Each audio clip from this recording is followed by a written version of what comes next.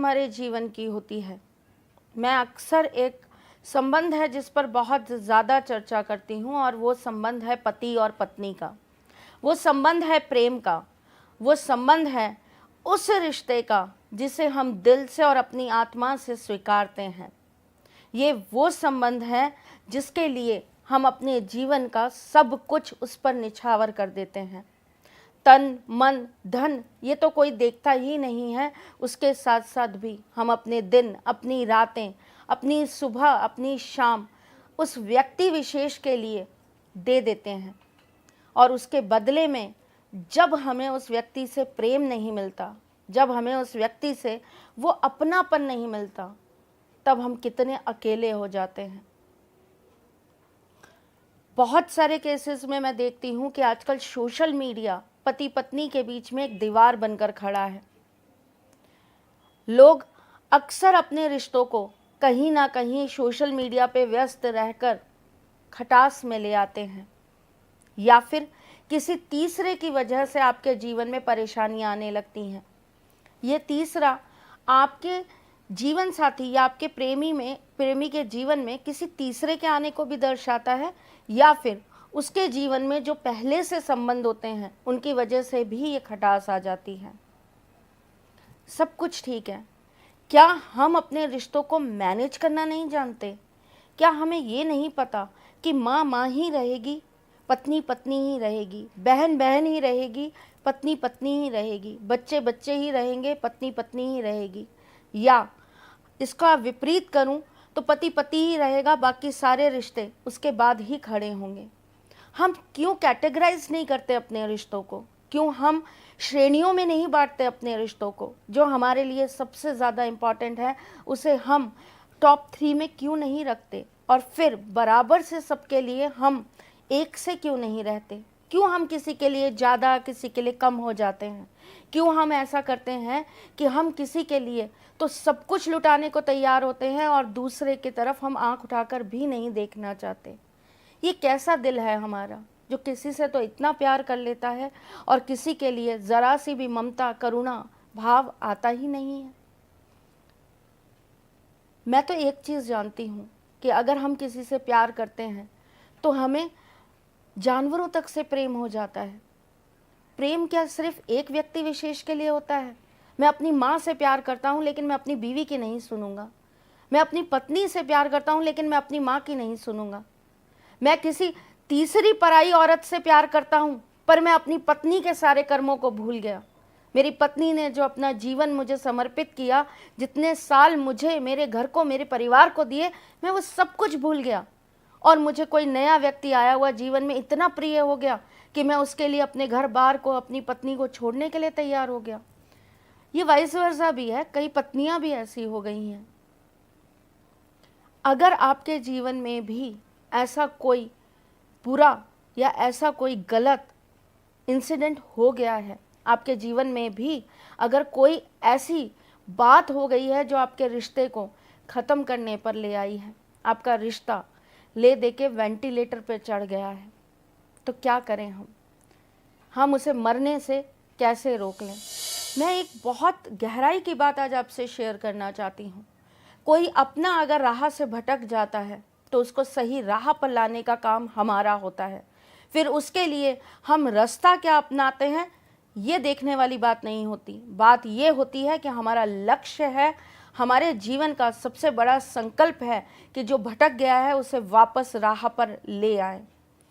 किसी इंसान को अगर हम अपना पूरा जीवन दे रहे हैं, किसी इंसान को हम अपना निकाल कर पूरा प्रेम, समर्पण दे रहे हैं और फिर उसकी निगाहें हमारे लिए अगर बदल जाएं, तो उसको वापस लाने के लिए मैं तो किसी भी हद तक जाने के लिए तैयार हूँ।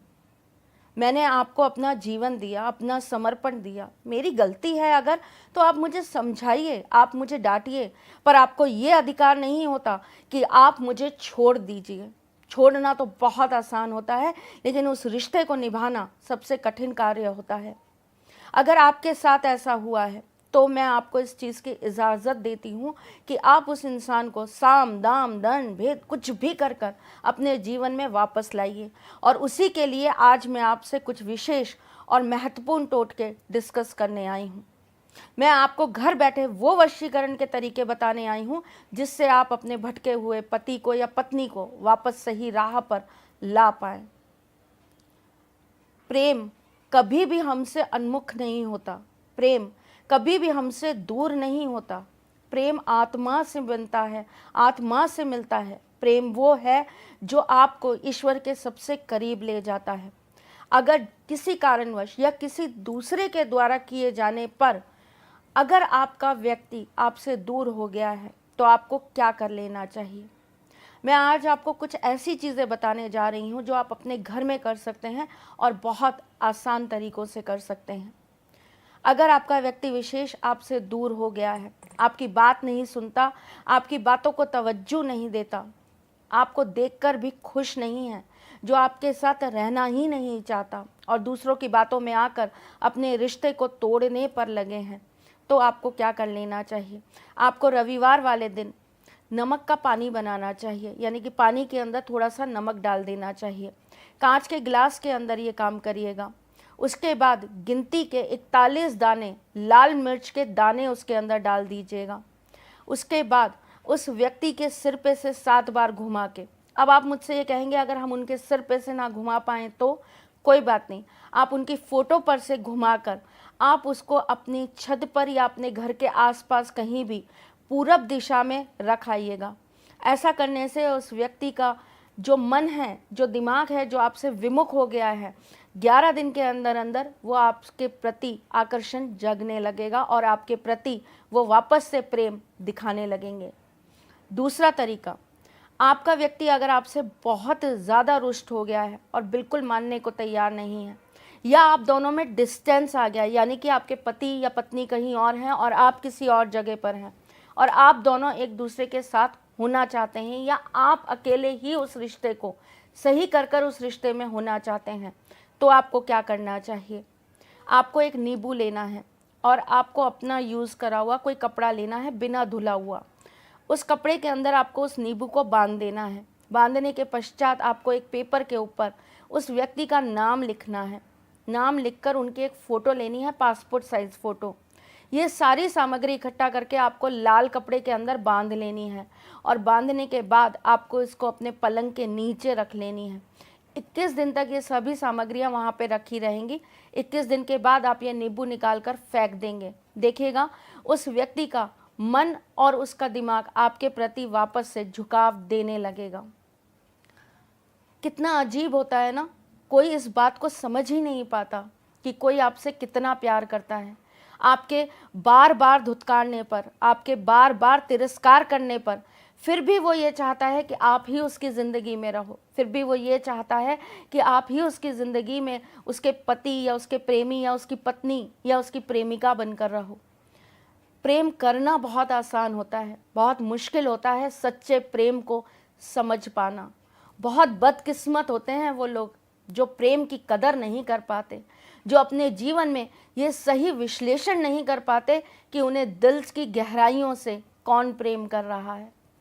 क्या बोलूँ मैं ऐसे लोगों को जिनको प्रेम मिलता तो है पर वो उसकी कदर नहीं कर पाते। खैर चलिए, आप लिखिए आगे तीसरा महा उपाय। ये आपको शनिवार वाले दिन करना है। शनिवार को आपको 2 लौंग लेनी है, 2 इलायची लेनी है और 2 पान के पत्ते लेने हैं। आपको उस व्यक्ति का नाम रोली से पान के पत्तों के ऊपर लिख देना है। दोनों पान के पत्तों के ऊपर आपको वो लिख देना है। दोनों पान के पत्तों के अंदर एक के अंदर 1 इलायची और 1 लौंग, दूसरे के अंदर 1 इलायची और 1 लौंग रख देनी है। एक पान का पूरा बीड़ा बना लेना, जैसे कि पान बनता है उस तरीके से आपको उसको लपेट लेना है। उसके बाद में आपको एक पान पानी के अंदर डाल के रख देना है। 3 दिन तक ये पान उसी पानी के अंदर पड़ा रहना चाहिए। दूसरा पान जो है वो आप एक लाल कपड़े में बांधकर अपने घर के पूरब में रख लेंगे। ऐसी जगह पे रखिएगा जहाँ किसी को पता ना चले कि आपने छुपा के रख रखा है। जिस पानी के अंदर आपने वो पान डाल के रखा है उस पानी को किसी भी तरीके से आप अपने प्रियतम को, अपने पति को या अपनी प्रेमिका को ज़रूर पिला दीजिए। आप चाय में डालकर भी पिला सकते हैं, आप पानी के रूप में भी पिला सकते हैं, या फिर आप उसका शरबत या शिकंजी बनाकर भी पिला सकते हैं। ऐसा करने से उसके ऊपर वशीकरण होने लगेगा और वो आपके प्रति आकर्षित होने लगेंगे। एक और महा उपाय आपको बताने जा रही हूँ। बहुत आसान और बहुत साधारण सा है ये। क्या करना है आपको, आपको रात को सोते समय अपने सिरहाने पर 2 मोर पंख रखने हैं और अगले दिन सुबह आपको अपने पति के सिर पर वो मोर पंख लगा देने हैं। ऐसा लगातार 41 दिन तक करिएगा, देखिएगा उनकी बुद्धि सही होने लगेगी और आपके प्रति उनका आकर्षण और प्रेम बढ़ने लगेगा। अगर आपके हाथ में कुछ भी नहीं बचा है और आपके हाथ से सब कुछ खत्म होता चला जा रहा है, तो आपको क्या करना है वो भी बताने जा रही हूँ। आपको पालक की एक ढेरी और एक नींबू अपने सामने रखकर दुर्गा सप्तशती का 4था और 5वां अध्याय डेली पढ़ना है। ऐसा आपको 11 दिन तक करना है। जब आपका पाठ खत्म हो जाए, आरती करने के बाद आप ये नींबू और पालक ले जाकर गाय के सामने रख दीजिएगा। गाय खाती है नहीं खाती है इससे आपको कोई मतलब नहीं है, बस आपको गाय के सामने रख आना है। वो खा लेती हैं तो बहुत अच्छी बात है, नहीं भी अगर खाती हैं तो ये समझ जाइएगा कि धीरे धीरे कर कर आपके जीवन की परेशानियाँ दूर होने लगेंगी। करके देखिए, बहुत असरदार और बहुत ही कारगर टोटके मैंने आपको बताए हैं। जीवन से कभी किसी का प्रेम दूर ना हो, बस यही अभिलाषा करती हूँ, यही प्रार्थना करती हूँ। मैं तो उनकी पुजारन हूँ जो स्वयं प्रेम के प्रतीक हैं। प्रेम की गहराई और प्रेम का महत्व क्या होता है जीवन में, ये मैं बहुत अच्छी से समझती हूँ। वो इंसान इंसान ही नहीं होता, वो दिल, वो जज्बात ही नहीं होते जो किसी से सच्चा प्यार ना कर सके।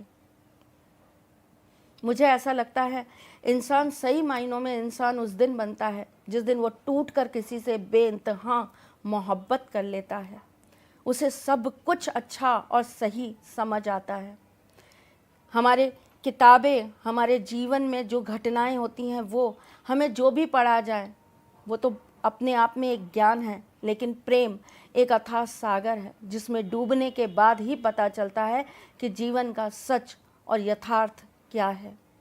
चलिए, आशा करती हूँ और उम्मीद करती हूँ इस बात की कि अगर आपके जीवन में भी ऐसा कुछ हो रहा है और अगर आप संकल्पित हैं इस बात के लिए कि आपको अपना गया हुआ प्यार वापस चाहिए, तो आप ये सारे उपाय ज़रूर करेंगे। कमेंट बॉक्स में बताइएगा ज़रूर करके कि इसका असर आपके जीवन पे कैसा हुआ। मैं अपने राधा स्वामी से, मैं अपने गोविंद देव जी से इस चीज़ के लिए प्रार्थना करूंगी कि आप जो भी कार्य करें आप उसमें सफल हों और आपके जीवन में आपको खोया हुआ प्यार वापस ज़रूर मिल जाए। आपके जीवन में रिश्ते की जो कमी आ गई है वो पूरी हो जाए। आज के लिए बस इतना ही, चलती हूँ, फिर आऊँगी कुछ नया और कुछ अलग लेकर। तब तक के लिए मुस्कुराते रहिएगा, रिश्तों में मजबूती बना के रखिएगा, अपने सारथी के साथ यूं ही जुड़े रहिएगा, प्यार देते रहिएगा, प्यार लेते रहिएगा। हमारे चैनल को सब्सक्राइब करना बिल्कुल मत भूलिएगा। आप हमसे बात करने के लिए इन नंबर्स पे कॉल कर सकते हैं, व्हाट्सअप कर सकते हैं या मैसेजेस कर सकते हैं। मैं फिर आऊँगी, लेकिन तब तक आप अपना ख्याल ज़रूर रखिएगा। जय श्री कृष्ण।